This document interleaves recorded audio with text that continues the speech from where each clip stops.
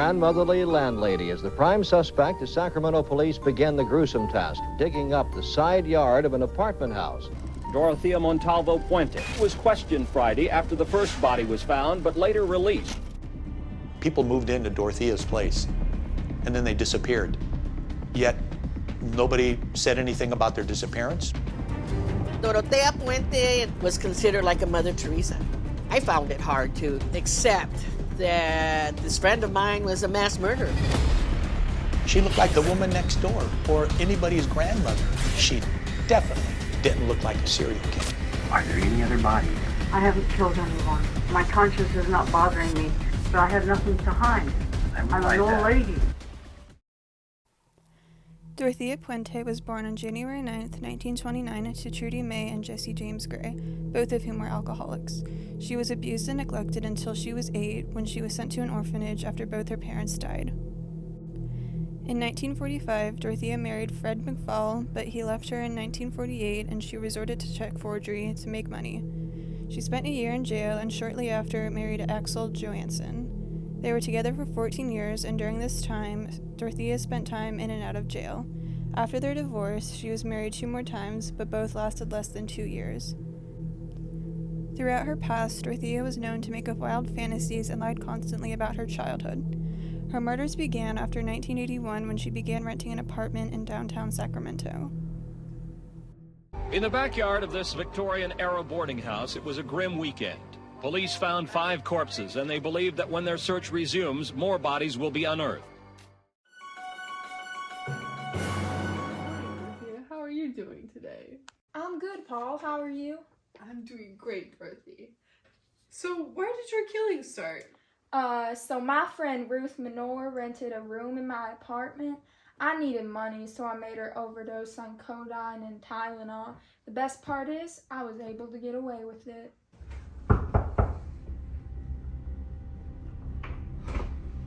Oh, Ruth, hi! Dorothea, would you mind getting me a drink? Oh, of course, Ruth. Just give me 1 second.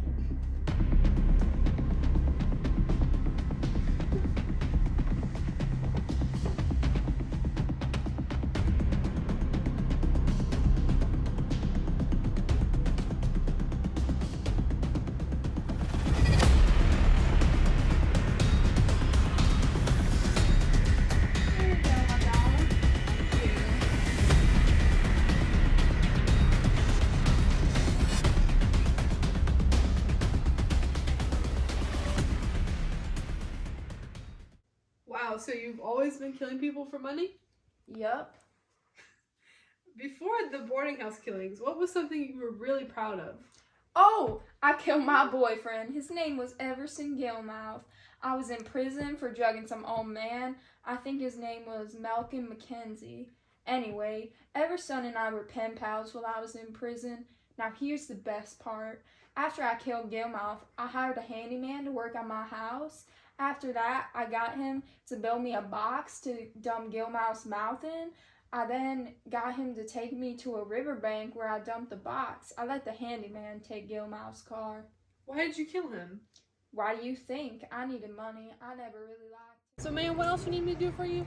I need a 6x3 by 2 box exactly. Got it. What do I get out of it?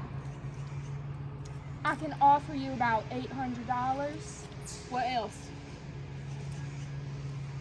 I got a truck out front that no one really uses.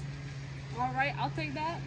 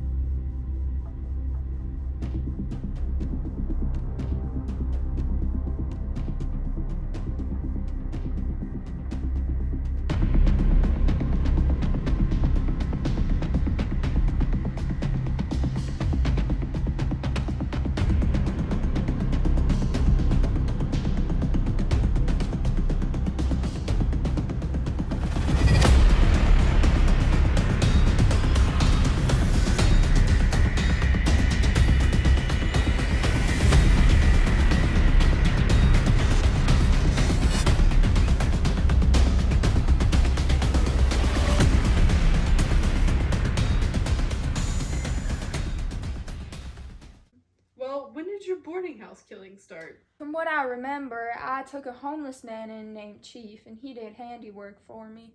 I had him do what I needed him to do. He did things like remove soil and garbage from my property, and he dug a hole in the basement. I got him to fill it, then I got rid of him. Well, this is a box we found by a river. It's 6 by 3 by 2, which is the perfect size to fit a human being. And when we looked inside, there was a human body in it. And this box, by the way, was uncovered by a fisherman not too long ago. And when I looked inside, of course, there's a body. And after some DNA testing, we found out it was Everson Gilman.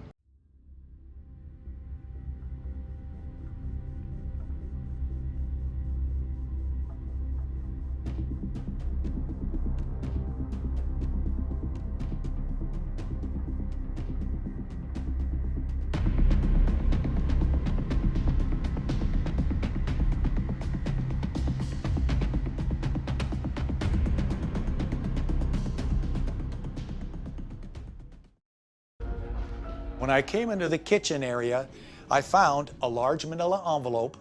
Inside the envelope were several Social Security cards with different names. Checks, bank statements. At that time, I felt that we could potentially identify our victims.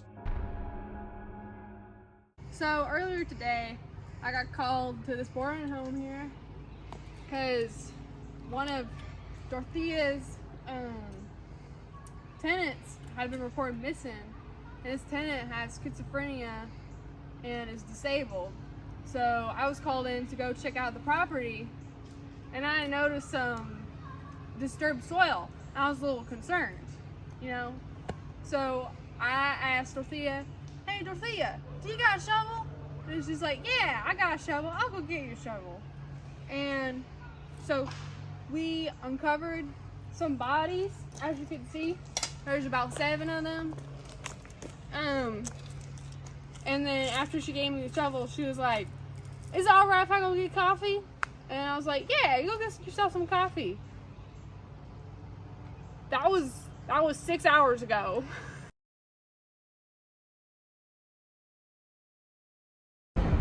So I dig a little bit and I hit something which I believe to be at that time a root, because there is a large avocado tree about 10 feet from there, so I figured I just hit one of its roots.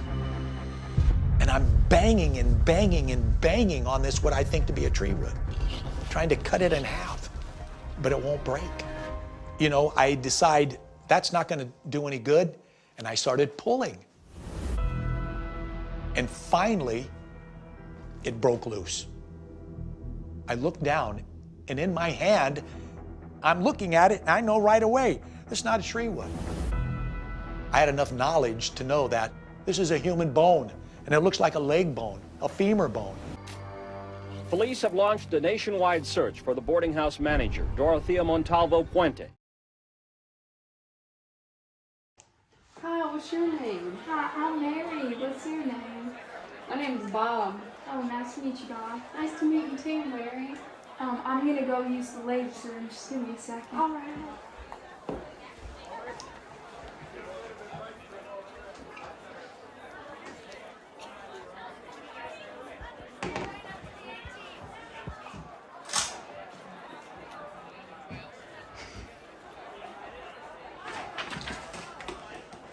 Hello? I'd like to report something. I think I found Dorothea Puente. Yeah, she's at this bar in LA. All right.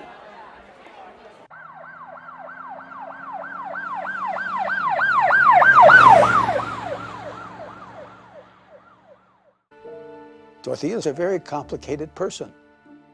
Based upon my interviews with her and all the information that I got from other sources was that she had antisocial, psychopathic character traits.